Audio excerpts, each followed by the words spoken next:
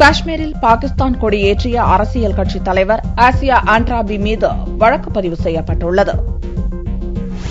காஷ்மீரில் துக்தரன் இ மில்லத் என்ற பெயரில் முழுக்க பெண்களுக்கான அரசியல் கட்சியை நடத்தி வருபவர் ஆசியா ஆண்ட்ராபி. பிரிவினைவாத கொள்கை கொண்ட ஆசியா ஆண்ட்ராபி பாகிஸ்தான் குடியரசு தினமான மார்ச் 23ஆம் தேதியன்று ஸ்ரீநகரில் பாகிஸ்தானிய தேசிய கொடியை ஏற்றியதாகவும் பாகிஸ்தானிய தேசிய கீதத்தை பாடியதாகவும் மீடியாக்களில் செய்திகள் வெளியாகின. We had celebrated this day on all the headquarters, district headquarters. And here it was the central celebration in Srinagar, and it was presided over by me. We hoisted the Pakistani flag and we sung the Pakistani national anthem, Pak Sarzameen Shad Baad, Alhamdulillah.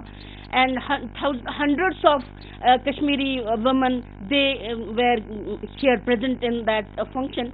And I told them that what are our responsibilities with this Kashmir issue.